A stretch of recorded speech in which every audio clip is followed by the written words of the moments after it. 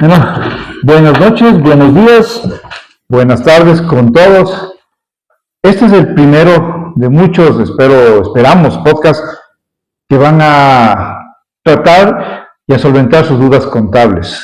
Estoy aquí con mi gran amigo el doctor Pedro Zapata, que nos va a comentar sobre temas importantes. Vamos a empezar hablando sobre un tema muy complicado que se nos está dando por estos días, el famoso impuesto a la salida de divisas. Doc, ¿cómo le digo? Gustavo, saludarle, mi querido David. Siempre un placer poder encontrarme con usted y dialogar, ¿no? Porque de eso se trata, de un diálogo abierto, sincero, un diálogo que nos permita, por un lado, satisfacer las inquietudes. Correcto. También dudas y alguna información que puede ser importante, relevante, para que nuestros colegas y todos los que, sin ser contables, financieros o tributarios, pues quisieran acceder a esta información, a estos datos que siempre serán necesarios para un poco cimentar más los conocimientos, salir de dudas y sobre todo resolver algunos problemas que a diario podrían presentarse en el ejercicio profesional. Correcto. Y de eso se trata precisamente este y los próximos programas que tenemos. Hoy comenzaríamos, obviamente, con una introducción definiendo los objetivos de los podcasts, cada qué tiempo va a salir en inicio, entre otros elementos. No sé si usted, mi querido David. Claro. Mis estimados, la idea nuestra es tener cada 15 días un encuentro, primero entre nosotros dos, luego vamos a tener algunos invitados, esperamos que puedan también ustedes acompañarnos en algún momento. Primero queremos también empezar agradeciendo a Dory Pinto, a Miguel Abasolo y a otros profesionales más que nos van a colaborar con este interesante podcast. Vamos a hacerlo 40 minutos cada 15 días y a petición del público vamos a ir subiendo pequeños tips en TikTok como se han estado viendo. Y bueno, Doc, tenemos una pregunta que se ha hecho recurrente. ¿Tengo que pagar el ISD que la tarjeta me notifica? ¿O cómo puedo hacer para averiguar eso? Cuéntenos, usted que está más sobre la medida. Sobre el tema, ¿no? Y sí, precisamente, gracias por esta oportunidad nuevamente. Y comenzaríamos hablando ciertamente de este tema que ha causado revuelo. Sí, estamos muy interesados. Que están realmente preocupados muchos porque les están llegando notificaciones mediante las cuales el SRI está exigiendo el pago de este impuesto de los 3 años anteriores, 2022, 2023 y 2024. Y claro, y es que a veces muchos contribuyentes caemos en errores, porque aquí es un error más que mala fe, es un error de buena fe, porque se suponía que uno podía utilizar tarjetas sin límite, solamente aquel que nos daba en algún momento determinado. Sí, exactamente. La misma ley de régimen tributario interno y las correspondientes resoluciones.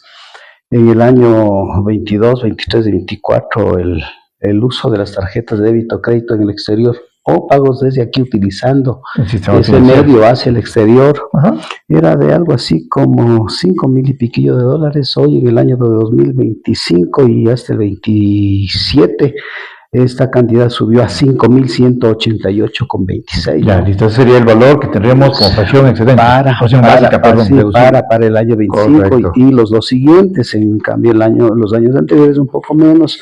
Pero ¿cuál era la idea? La idea es de los turistas, de las personas que viajan por otro tipo de actividades, de negocios y demás. Pensaban que podían utilizar esa cantidad de 5,000 y tanto como base deducible por cada tarjeta. Exactamente. Y por cada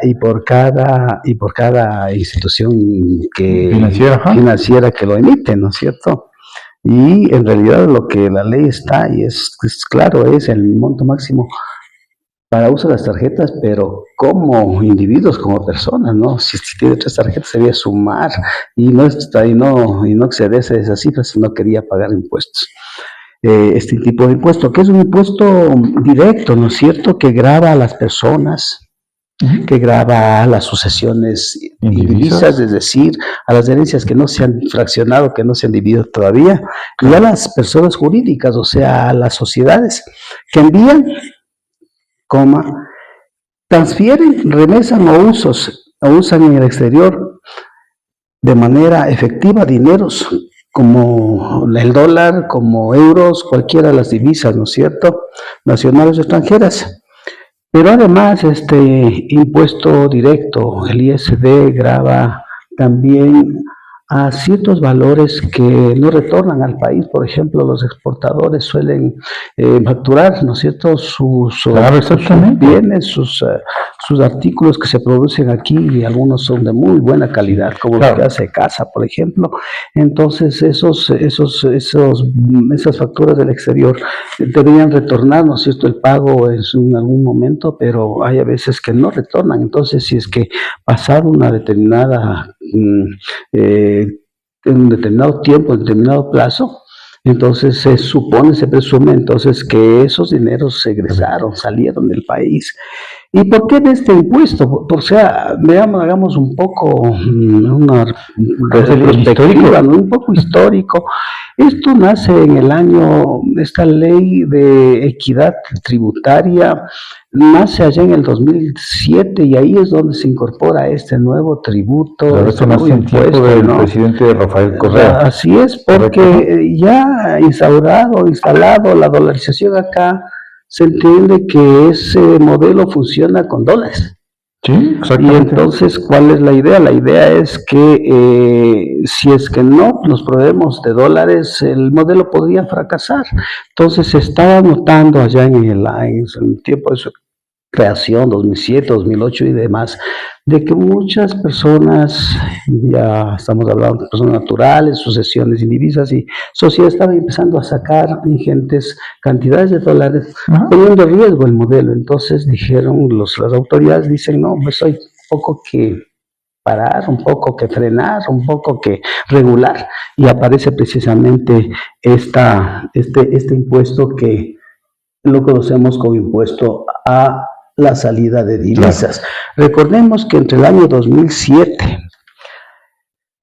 la tarifa de este impuesto era apenas de 1,5%. En el 2007. Y conforme pasan los años, empiezan a subir. En el año 2008 estuvo en el 1%, en el año 2009 subió al 2%, en el año 2011 se incrementa al 5%, se mantiene prácticamente durante 10 años, ¿no? La actual que tenemos 2025. Claro, 2000, hasta el 2021 se mantiene prácticamente en el 5%. Viene el nuevo cambio de gobierno con el señor Moreno, y empieza a notarse una reducción paulatina del porcentaje de la tarifa de este impuesto, al 4,75 en el año 2021, al 4,50 en el año 2022, y así hasta cuando ya llegamos al año 2025. Y aquí tenemos prácticamente 3 tarifas. 0% para el sector farmacéutico. Todas las importaciones que haga el sector farmacéutico están liberados de este impuesto. Cualquier cantidad que tengan que pagar por la compra de materias primas y por lo tanto egresar dineros para pagar las facturas. El 2,50 se fija para las importaciones de materias primas de los sectores productivos. En el resto de salidas de dinero es del 5%. Sí, pero recordemos también que hay exoneraciones, ¿no? Pues tenemos 17 exoneraciones, 17 tipos de exoneraciones y rebajas, ¿no es cierto? Exoneraciones cuando decimos 0% y rebajas cuando del 5% bajamos al 4%, al 3%. Entonces hay estos dos, hay 17 tipos y 17 casos de los cuales ya en su momento vamos a ir. Sí. Vamos a hacerles un comentario también. Hasta el año 2007 funcionaban, los exportadores hacían muchas cosas. Por ejemplo, yo soy Juanito y le vendo a Pedrito. Pedrito tiene su residencia en Islas Caimán, paraíso fiscal. Entonces yo le vendo a 20 centavos y Pedrito vende a 50 centavos. Los 30 centavos nunca retornaban a Ecuador. Entonces eso se utilizó para sacar divisas.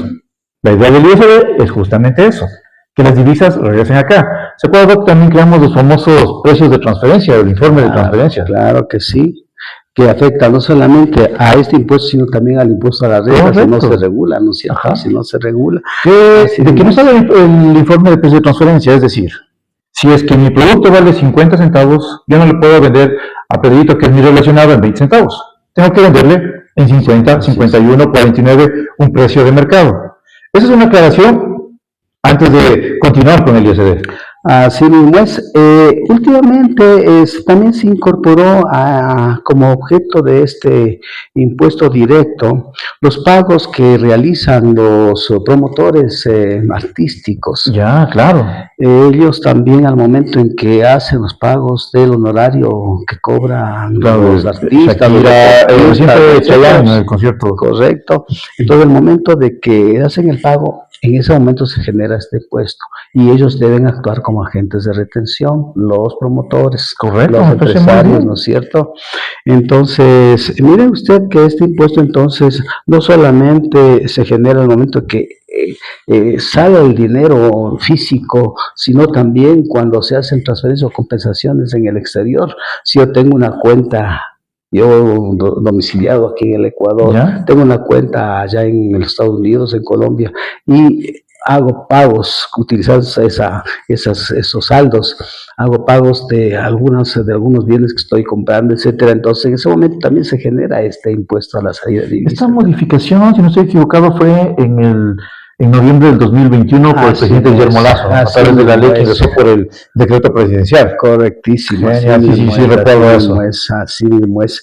Entonces, como le decía, en este impuesto intervienen, participan dos actores básicamente, que es el sujeto activo, que correcto, siempre será, en el caso de impuestos nacionales, estamos hablando del ISD, el servicio de rentas internas. Correctísimo. Y como sujetos pasivos, ¿no es cierto?, en calidad de sujetos pasivos, las personas naturales, instituciones indivisas, como habíamos dicho, y las personas jurídicas.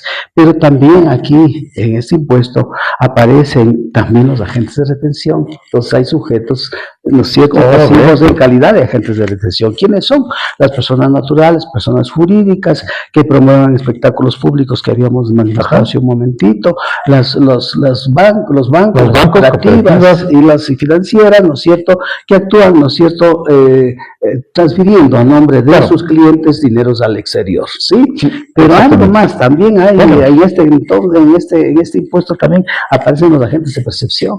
Cobran, ¿no es cierto?, los couriers que saben que están enviando dinero a través de esos medios, entonces ellos le dicen cuándo está enviando y con esos datos, pues aplicando la tarifa correspondiente, lo que hacen es cobrar, o sea, percibir ese impuesto.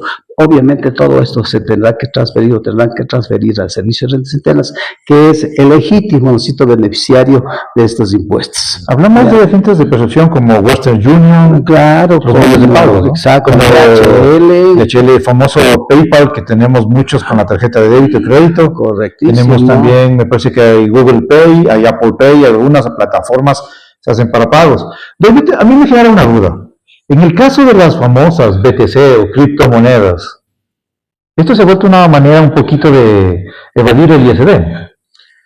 Pues como no está oficialmente regulado, excepto El Salvador, que entre comillas, se atrevió a tomar las criptomonedas como moneda de curso legal, ningún país todavía pues se atreve, ¿no es cierto?, a tomar esto que es una novedad. No sé, desde hace 6, 7, 8 años aparecieron las famosas criptomonedas, algunas de ellas, ¿no es cierto?, pero la que más Bitcoin es la que más famosa es de la Bitcoin, que tiene una cotización súper alta, ¿no es cierto? Algunos se han vuelto millonarios, pero parecía que todavía la gente dice, ¿y cómo es que sabemos que efectivamente tiene respaldo ese tipo de moneda? Bueno, eso conversaremos más adelante, pero les adelanto que el BTC es creado por un grupo de japoneses.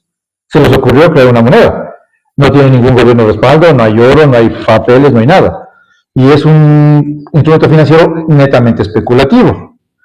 Es como, yo digo que esta hoja vale $5,000, pero mientras no la venda, no tengo $5,000, ¿sí? ¿Y quién le paga? Exactamente. O sea, ¿hay confianza sobre ese tipo? Correcto. Ese es el asunto. Yo digo que para que las criptomonedas pudieran tener realmente confianza, deberían los gobiernos, a través de los bancos centrales, realmente empezar a controlar de manera directa, y ellos deberían empezar a llevar cuentas, deberían tener acceso, ¿no es cierto?, a estas cajas de resonancia que no sabemos si es que en algún momento puede saltar. Si hablaríamos de convertir realmente en dinero electrónico. En dinero electrónico, porque esa es la... Pero hay que tener mucho cuidado con el dinero electrónico, porque empezamos a emitir y emitir y emitir y volvemos a una hiperinflación. Y a veces se nos complica mucho. Así mismo es. Bueno, también decirles de que así como está claro el asunto de el hecho generador del impuesto cuando hablamos de transferir, remesar dineros o llevar dineros, también está claro en la ley de que hay determinado tipo de transferencias que no son objeto. Sí. No es que no están exentos, sino no son objeto, es decir, nada tiene que ver con este impuesto, y son precisamente las transferencias o envíos o traslados de divisas realizadas por el sector público. No son objeto. ¿Sí? Yo creo que aquí deberíamos hacer una pequeñita pausa y explicarles a nuestros oyentes que siempre, por ejemplo, en mi vida me dicen, es que hay dos tarifas, el 0 y el 15%. Bueno, quitemos el 8% de los... Y el 5% también. Y el 5% de los materiales. Pero no es cierto. En esencia existen tres tarifas, que es lo que justo el doctor nos acaba de decir. Siempre en el ISD tenemos los que no son objeto de ISD. Ese sería una. Correcto. Y en el IVA y en el impuesto a la renta son igual. Los que no son objeto de impuesto a la renta o de IVA son diferentes a los que están grabados con tarifa cero. Así es una puntualización para que en este contexto podamos entender lo que está explicando el doctor. Sí, muchas gracias. Dice entonces todas las transferencias de envíos y traslados que realizan las entidades del sector público y sus empresas, así como entidades y funcionarios de organismos internacionales. De todos los pagos que yo hago al exterior, sí, como Estado ecuatoriano, son exentos. Sí, correcto. No objeto. Sí, y también se incorporan a esta no objeción o no objetos los envíos que hacen personas naturales extranjeras, siempre que hayan declarado como transacciones exentas. Entonces hay que tomar en cuenta, ¿no? No es que viene nomás como dice, yo traje tanto, y yo soy de Colombia, de Estados Unidos, tiene que haber declarado como ¿Y qué pasa con las personas que ya tienen, de acuerdo a la ley, los 6 meses o los 180 días en el Ecuador y ya deberían tener domicilio fiscal en Ecuador? Pues en ese caso ya deberían dejar de sus movimientos de dineros, de divisas, ya deberían de salir de este concepto, ¿no? Sí. No objeto.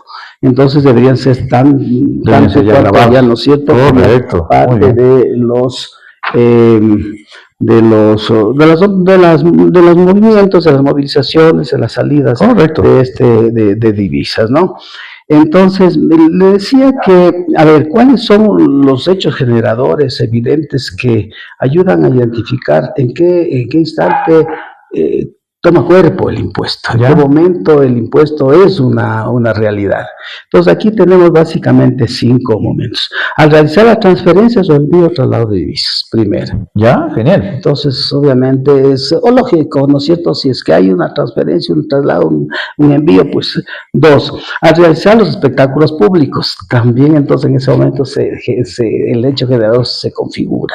Obvio. Sí, pero también hay formas sin que aparentemente haya una salida efectiva de divisas, se presume que el hecho generador se configura al momento en que se constatan pagos desde el exterior o al exterior por personas naturales o sociedades ecuatorianas o extranjeras domiciliadas o residentes en el Ecuador, pues se presume que antes debió haber habido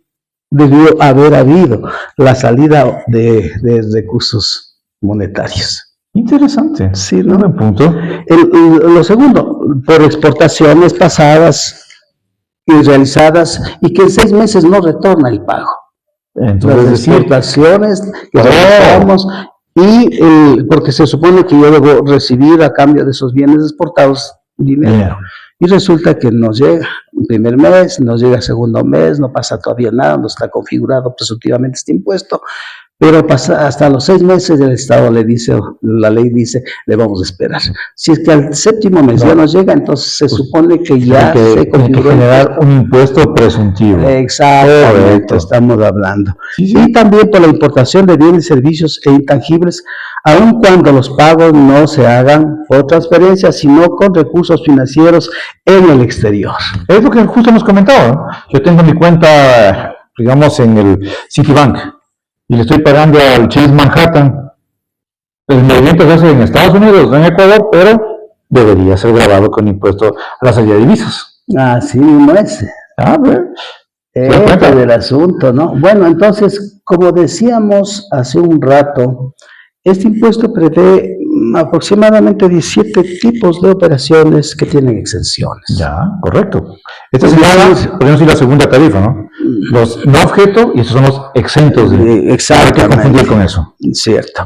Por ejemplo, cuando una persona natural o una sociedad transfiere, ¿no es cierto?, divisas o los lleva en su bolso, en su cartera, en efectivo, para hacer turismo o cualquier otro. Obviamente. ¿Cuál es la base exenta?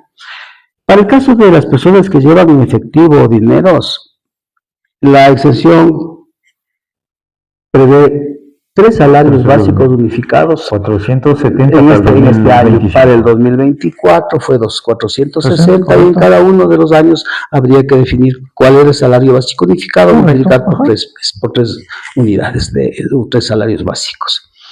Si va acompañado esta persona turista por su hijo menor, un salario más.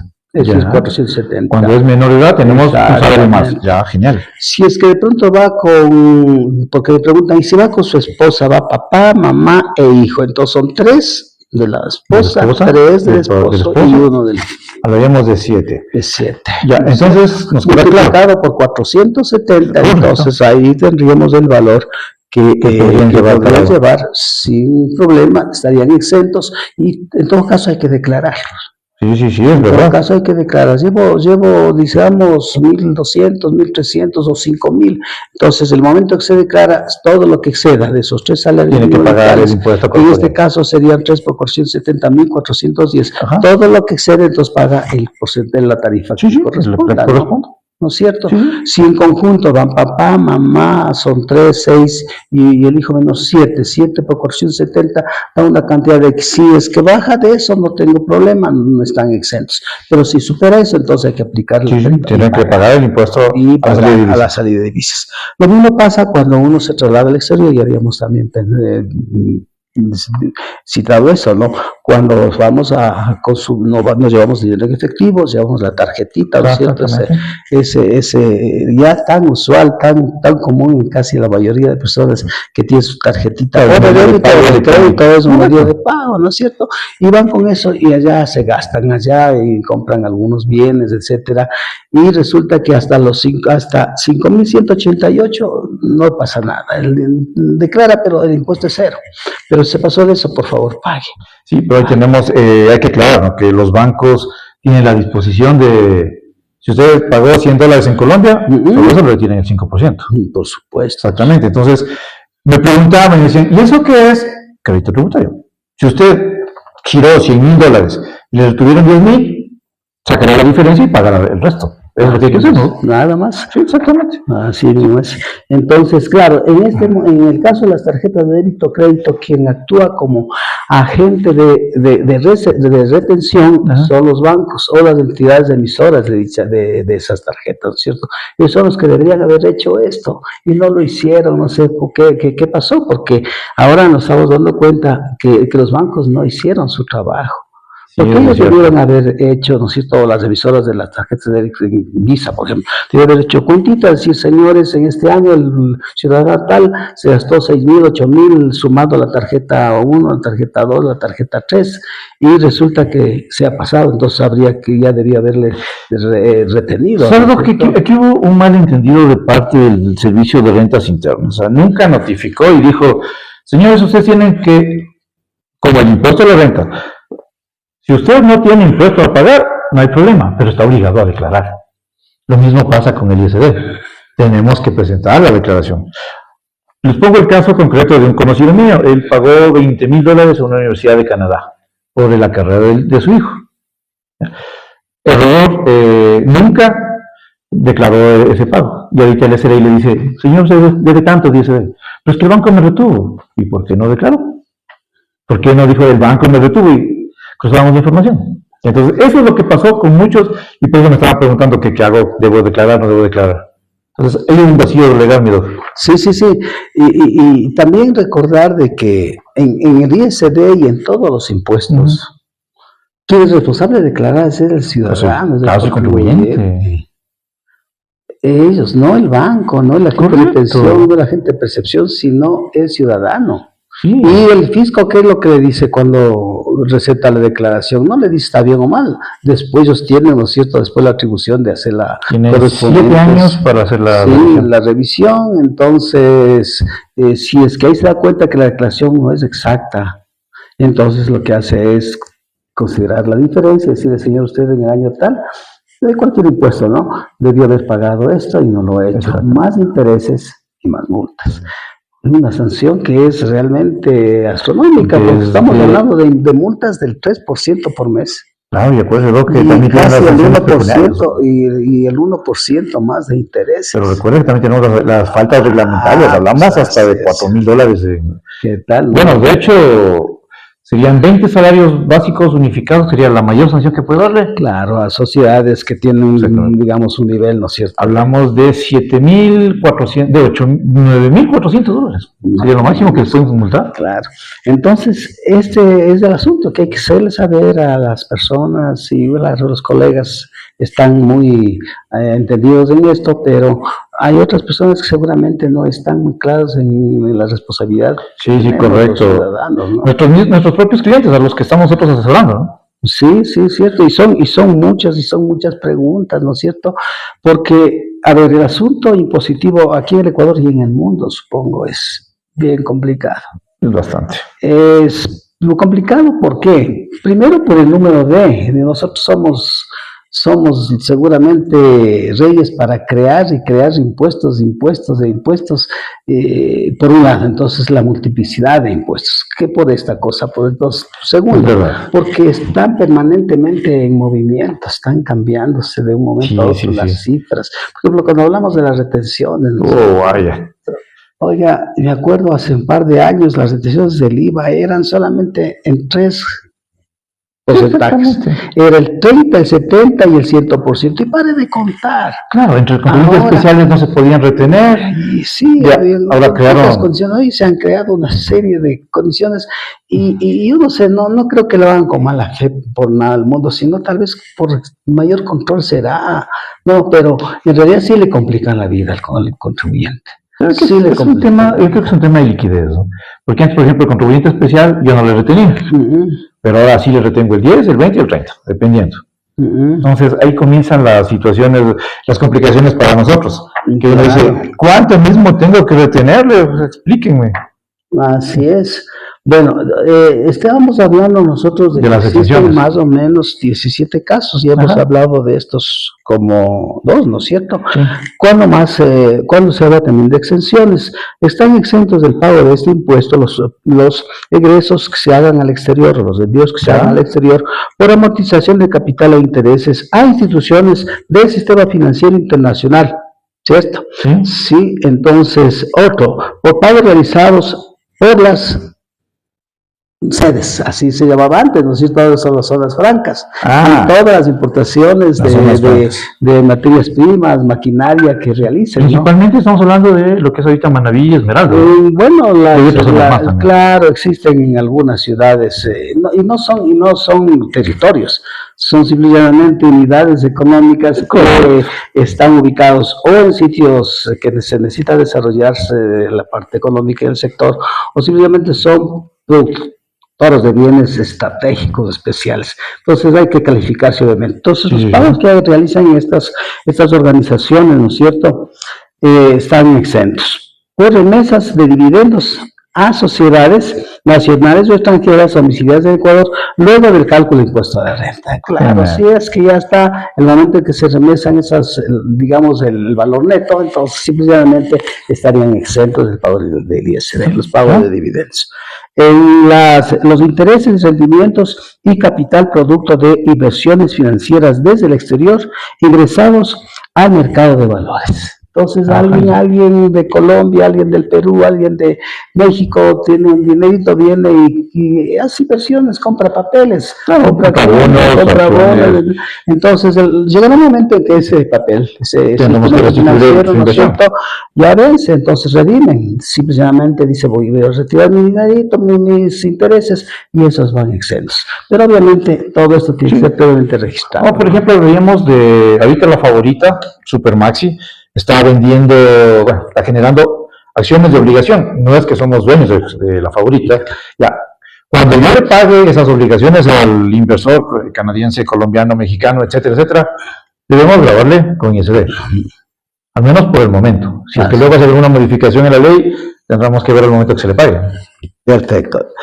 Porque dice siempre y cuando, ¿no es cierto?, se paguen esos intereses. Luego, acá viene otro. Dice intereses, rendimientos y capital producto de inversiones financieras. Ya, genial. Dice intereses, rendimientos y capital producto de las compras en el exterior de instrumentos financieros de sociedades nacionales que actúen en el mercado de microcrédito, vivienda e inversiones productivas. Es interesante. O sea, también, si yo compro instrumentos financieros en el exterior, también tengo que pagar ISD. Perfectamente. Dice pagos por estudios en el exterior hasta por el monto que haya sido autorizado. Entonces tiene que hacer, ¿no es cierto?, un trámite. Ahora que estamos pensando en que puede haber la oportunidad de ir a estudiar afuera, entonces hay que pagar colegiatura, hay que pagar pensiones, etcétera. Entonces, para que sea exento hay que hacer un trámite interno, y una vez que la aprueben, entonces esos dineros que salgan pues están exentos. ¿Qué pasa si es que necesito urgentemente sacar hasta que el trámite concluya? Pues habrá que pagar y luego pedir devoluciones. Entonces también hablamos de como pago indebido. Como pago indebido, exactamente. Pagos de dividendos y capital de un residente que haya ingresado y mantenido la inversión en actividades productivas durante al menos 2 años. Vea usted, entonces sí, dice pagos por mantenimiento de barcos pesqueros. Bueno, eso ya tiene que verse básicamente en el sector de la costa, en donde se hacen los mantenimientos de las barcazas, en el astillero. En el astillero. Pagos al exterior de recursos financieros no reembolsables desde el exterior en proyectos ejecutados por los gobiernos y que son ejecutados por residentes de los países donantes. Bueno, y así podríamos nosotros seguir listándonos. Claro, tenemos como 17 casos, entonces no todos los dineros que salen, no todos los recursos que se van, desde el cual están grabados. Hay exenciones, hay que mirar en qué sector, en qué parte de estas transacciones yo me encuentro, y si es que ese es el caso, ya sabemos que estamos liberados de este impuesto. Los que no estén ahí, entonces están grabados o con el 0, o están grabados con el 2.5, o están grabados con el 5%. Correcto, eso es clarísimo. Si no son, no están dentro no son objeto, no están dentro de las exenciones, están grabados. Están grabados, y ahí tenemos tres tarifas también. Sí, o sea, es más fácil, o sea, no me van a preguntar, decir, ¿dónde está el listado de lo que está grabado? No, es al revés. Tenemos el listado de lo que no está grabado y de lo que no es objeto. Así es que lo que sobra, como dijo Sherlock Holmes, es lo que está grabado. Una cosa también importante, ¿no? Entender de que este impuesto ocupó en el año 2024 el tercer lugar en proveedor de recursos. O sea, que es la medalla de bronce. Para el presupuesto. Debe estar luego del IVA y el impuesto a la renta. Primero está el IVA, después está el impuesto a la renta, y aquí llegamos entonces al tercer lugar, medalla de bronce. ¿Cuánto aportó? 1.272 millones de dólares. Wow, significa que estamos...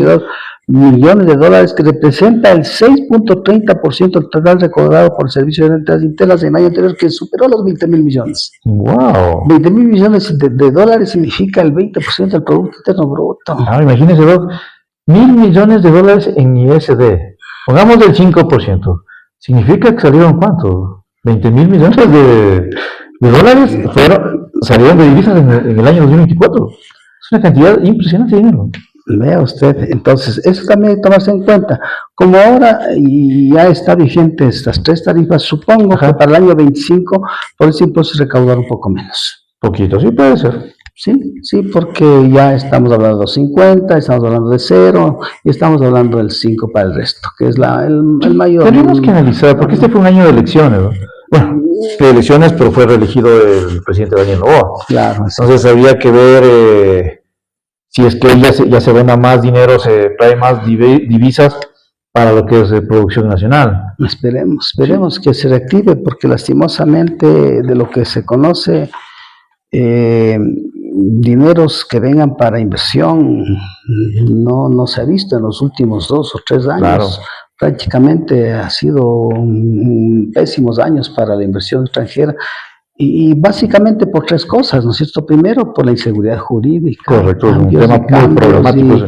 Y leyes que no tienen asidero, que están declaradas como inconstitucionales, que contradicen a otras leyes. Inseguridad jurídica. Entonces, la inseguridad física. Sí, estamos hablando de que en Durán ya no se puede prácticamente poner negocio porque enseguida le vacunan, o en Guayaquil, o en Esmeraldas. Entonces, ni siquiera los nuestros quieren invertir. Peor que puedan. Es que es un tema, la gente está prefiriendo sacar el dinero, invertir y comprar lo que decíamos, las famosas criptomonedas. Pero bueno, esperemos que todo vaya mejorando. No sé si es que, pero no sé si es que haciendo lo mismo vamos a tener resultados diferentes. Capturaron a Fito, ya se va extraditado a Estados Unidos. Veamos en qué termina esto. Realmente sí preocupa, pero bueno, tengamos fe que el mañana será mejor. Tengamos fe de que en eso.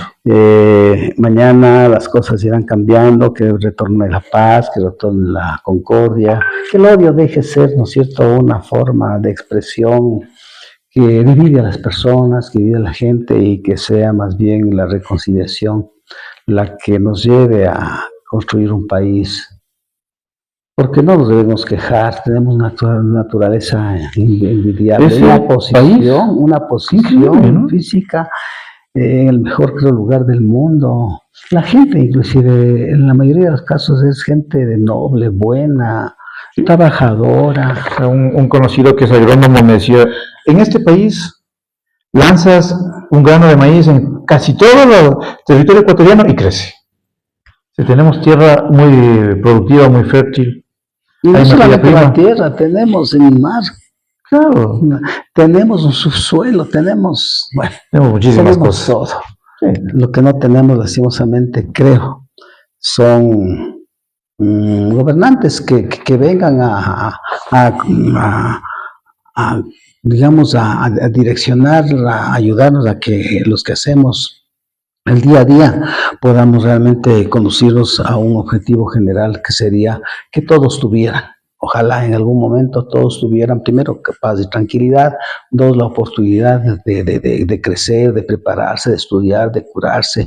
Sí. Y va a llegar un momento en que, si es que eso conseguimos, pues volveremos a ser el país que no tendrá, digamos, porque creo que nadie busca tener demasiado dinero, o serán pocos, pero la mayoría, con que tengan lo básico, lo esencial, lo mínimo. Vamos a tener una vida cómoda. Sí, con que eso tuviéramos, creo que la gente estaría contentísima y todos saldríamos ganando, ¿no? Todos saldríamos ganando. Bueno, de este tema, que creo ha sido tratado de manera más o menos amplia, quisiéramos que las personas que van a ver este podcast nos hicieran preguntas, nos mandaran, ¿no es cierto?, nos mandaran a través del WhatsApp, no sé si es que ponemos a disposición del público, claro, inquietudes para poderles ir ampliando, adentrarnos más profundamente en algún detalle que quieran conocer y saber. Y justamente eso les iba a comentar. En la descripción de este video que vamos a subir a nuestra plataforma y a través de nuestro canal de YouTube, les colocaremos el teléfono al que pueden enviar sus mensajes, sus preguntas.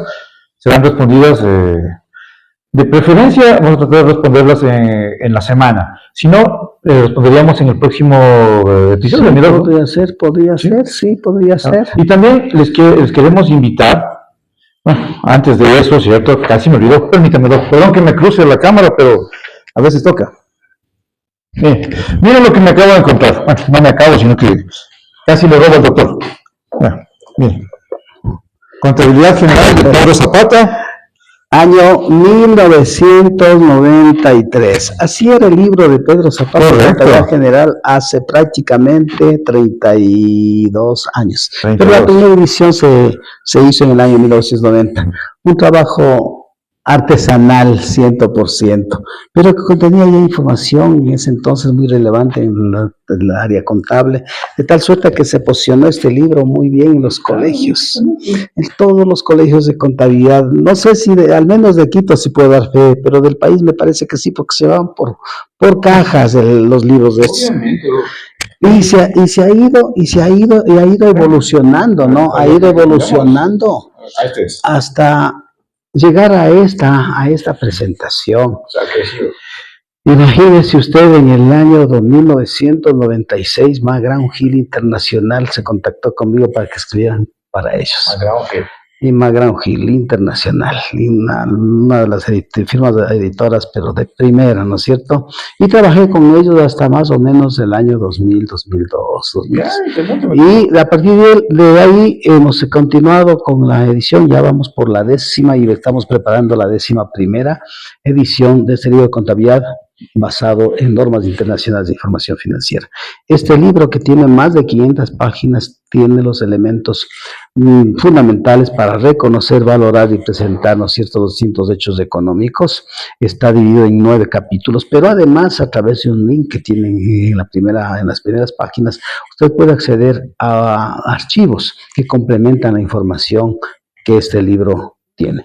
Imagínese usted cuánto ha pasado, la evolución que ha tenido en 30 años, ¿no?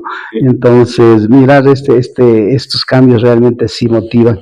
Y mantenerse en el mercado por más de 30 años, dice que... Si están interesados, también pueden escribirnos a través de los contactos que vamos a colocar para que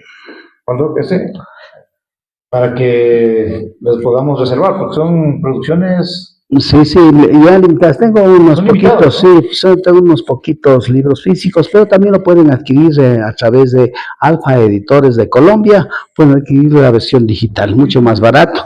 Esta es otra de las novedades, ¿no es cierto? Hace más o menos 10, 12 años empecé a escribir en una materia que me apasiona, que son los costos. Y este es precisamente la 3ª edición. Prepararemos la 4ª en su momento, pero es otro de los libros que le pongo a disposición de los oyentes, de los televidentes, de los que nos van a escuchar a través del podcast.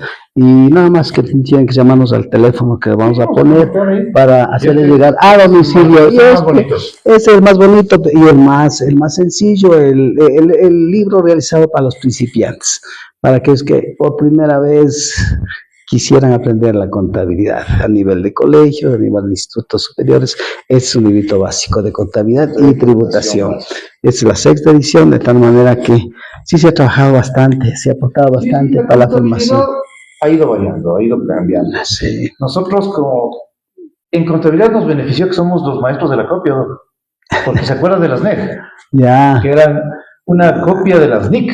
Así es. Y luego vinieron en el año 2010 la resolución número 011 de la Superintendencia de Compañías, donde comenzamos a utilizar NIF. Pero si las NIC son una copia, las NEC son una copia de las NIC, nosotros veníamos, ¿cuánto? 10 años utilizando ya las famosas NIF, que se supone que empezamos a utilizar desde 2010. Claro, pero yo digamos era un periodo de transición. Empezamos a entender que la contabilidad no solamente es registro, no solamente debe ya ver y el diario.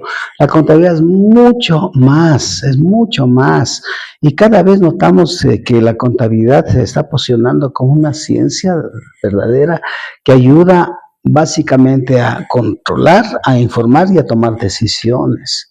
Y como ahora ya tenemos normas internacionales, la forma en que se hace la contabilidad aquí en las empresas micro, medianas, grandes, es la misma que se aplica en otros países, porque las normas son internacionales. Entonces, realmente sí, la contabilidad es un instrumento para la toma de decisiones fundamental. Si es que alguien está queriendo ponerse una empresa o ya está con su empresa en marcha, pues invierta en contabilidad, invierta en esta aplicación que es muy útil porque les lleva primero la historia de la empresa, cómo ha venido evolucionando, y dos, sobre todo le da perspectivas de cómo ir mejorando, cómo ir creciendo de manera ordenada y sostenida. Bueno, algo también que les quiero invitar es, escríbanos, coméntenos, ¿qué les interesaría? La idea de este podcast también es volver a las raíces, los libros del doctor Zapata, comenzar a recordarles o recordar todos cómo se hace una caja chica, cómo debemos hacer una provisión de cuentas incobrables, no de manera tributaria, sino de manera contable. Sí, pero siempre se irá vinculando, siempre se irá necesariamente añadiendo, ¿no es cierto?, vinculándole con la parte tributaria para que las dos cosas vayan como es, así mismo es, son primas hermanas, ¿no? Correcto. La contabilidad y la tributación no pueden desprenderse una de otra, más bien se complementan, ¿no?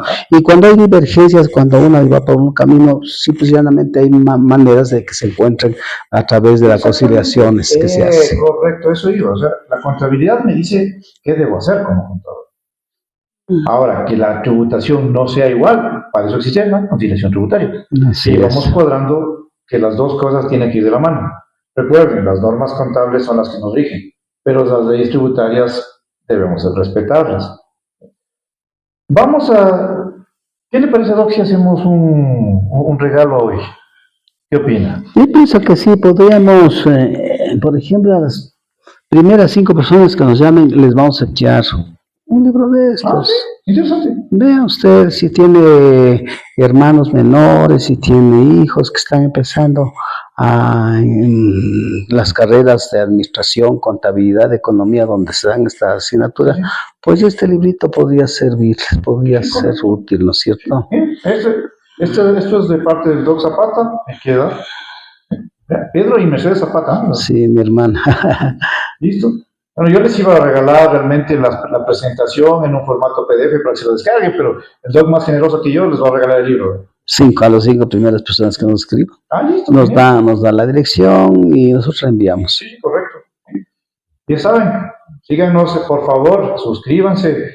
Eso es muy importante para nosotros para poder seguir trabajando con este podcast. Y Doc, ¿qué más sorpresas les ofreceríamos? ¿Qué más tenemos?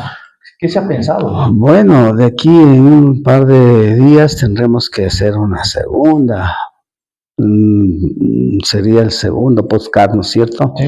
¿Qué tal si es que hablamos por ahí de otro impuesto? No sé, se me ocurre, ¿no es cierto? Sí, del impuesto a las herencias, porque es otra de las cosas que también... está complicando, ¿no? Sí, entonces creo que ese es otro temita que nos llevaría unos 40 minutos así mismo explicar, ¿no es cierto? Si están de acuerdo, con todo gusto. O si no, si es que quieren proponer nuevos temas, tenemos para largo Tenemos unidades en contabilidad. Y también tenemos la famosa NIF 18 que ya 2027. En el año 2027 tiene que sí o sí ponerse en vigencia. Pero ya recuerden que estamos a mediados del 2025, tenemos un año de 2026 de transición y el 2027, 1 de enero, deberíamos arrancar. Para las grandes empresas, para las pymes, pequeñas, medianas empresas y las micros también. Ya también está vigente la NIF para pymes actualizada. Correcto. En donde ya se incorporan como parte de uno de los segmentos de las secciones realmente lo que manda la NIF número 18, pero claro, de manera más sencilla como son las NIF para pymes, ¿no? Entonces, sí, ese es otro de los temas que deberíamos ir topando, ¿no? Pero esperamos tener larga vida con este podcast, así es que bienvenidos, esperamos que ustedes nos ayuden, suscríbanse, síganos, escríbanos y vamos a la presentación a todos los que los escriban, ¿no? Los podemos enviar por correo electrónico. Si es que lo solicitan, encantado, encantado. Aprovechen ahorita que el Doc está de buen ánimo, si no luego podemos empezar a cobrar. Bueno, Doc, ha sido un placer conversar con usted. Mi querido amigo. Y esperamos en 15 días publicando un nuevo capítulo. Por favor, traten de esta semana que viene darnos sus sugerencias o qué temas quieren que hablemos. Para nosotros también podemos preparar. Es verdad que el Doc tiene mucha experiencia, mi persona también, pero hay que hablar con normativas, con leyes y con libros. Conocimientos, así es. Bueno, Doc, ha sido un gusto, estimados. Nos vemos próximamente. Somos Conta con nosotros. Recuerden seguirnos en nuestro canal de TikTok, suscribirse en YouTube y estaremos subiendo partecitas de esto a TikTok para recordarles los pequeños tips y lo más importante.